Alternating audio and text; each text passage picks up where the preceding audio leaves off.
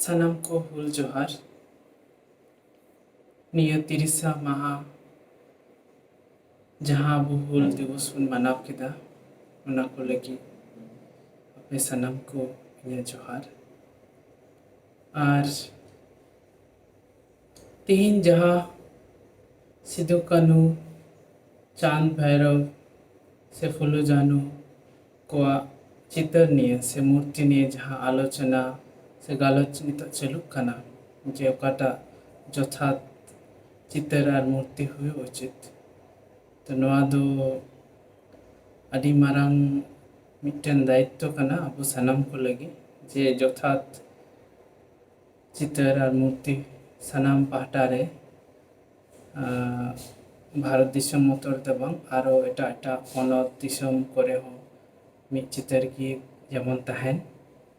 are बांखाय जहाय हिजुक कान आबुरेन पपंगड़ा को उनको दो उनको जथा चितर बांग को नेल नामते अडी दिग्ध आर कन्फ्यूजन को तहना तो इन्या पर्सनल एक्सपीरियंस नवागिन मेना जे चितर दो चिकना से मूर्ति दो चि जहाँ कुंदो मूर्ति बुन मैन से बुन मूर्ति गढ़ा बुन मैन असबत मूर्ति जखन गिबुन बनाव को उनघड़ी तो आबो जहाँ मिटन जिनिस चेतन जहाँ पतियो से बांग नेल हर चिलकाते बनाव कते जोगाव दोहय से उनिया उयहर से उनिया सम्मान और उनिया मिटन स्मृति अकलकाते आम 3D फॉर्म से मूर्ति रूप रे उनी उदुग सदरिया से बनाव सदरिया उनागी मिटन उना रिया मूल कारण दो हुई कना आदो जखन गी आबू सिदु कान्हुआ मूर्ति चिलका तहे कना से चितर रे रेफरेंस को चि को न्यामोआ कथा दो हुई कना आबू तला रे 1855 साल और उना किछु बछर लहा दबी हो जहाँ चितर बाड़ो ही तहे कना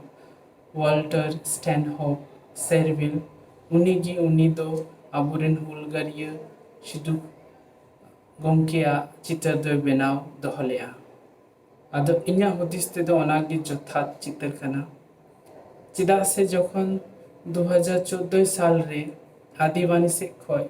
चितर बेनाव लगी इन जखन ओंडे भोगनाडिन चलावना उन घड़ी ओंडे अत हासा ओंडे मानमी उनको ओड़ा दुआर चलाव हुईना नापाम हुईना आदो इन्या दो सब समय बहुत नवा की उयहर तहे कना जे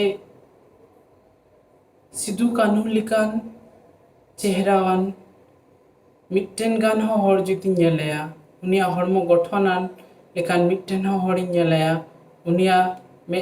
मोहडा लेकान हो मिट्टन हो हरिन जुदी नेलेया ताहले इन लगी दो नोडे हिजु दो माने एकदम सफल अंतिया से इन दिन मिट्टन जथात जहाँ लोक कते हेलना उना जिनिस दो नाम रुवार केदा आदो नौका की जखन ओंडे आतुन बोलोइना आदो आतु मुचे रे किछु हर को मेता दिया ओंडे रमेश्वर मुर्मू मेनाया उनी नापाम बेन उनी हा जथात आरो कथा कोई लई चाला बेना आबुरेन जहाँ बीरबांठा सिदु कान्हु किन तहे कना उनिया बाखराते से उनीगी हा आरो किछु दोई लई अर्थिया बेना तो जखन गी इन उनी रामेश्वर मुर्मू सलाई नापामना अडी रस्कन एकेव के आजे उनी नेल तुराइन इन बुझ केदा जे 80% हो होयतो सिदु कान्हु नौका किन तहे कना नौका के हड़मो रे चुस्ती और रूप गठन मेहा स्माइल को लांदा को से मुलुक को मेकुटी और मेहा रे गठन को ऊपरिया जहाँ अचूर उप को जहाँ एंते पेटर उप जहाँ बन मेता एनते आदो अने इनका उनिया रूप गठन को तहे कना जेहेतु चित्र हाँ इनका बन नेला मिटन महिर स्वभाव जहाँ दो सब समय सिदु कान्हुआ मुखान रे नेल ᱧᱟᱢᱚᱜᱼᱟ आदो नवागिन मेना जे उनकिना जहाँ नवा रूप से गठन मिटन उनकुरेन पोपोंगड़ा रे जखन नेल ᱧᱟᱢᱚᱜᱼᱟ उन घड़ी तो जथात गिबन बुझा आर बन पतिया उतरआ जे हे बांगमा जहाँ स्केच सेरविले कोराव टोका उना दो जथात गया आदो उना इयते ढेर तो बन मेना जेहेतु अबुरेन जहाँ बीर बांठा नितो उनकिना रूप निये चर्चा हुई कना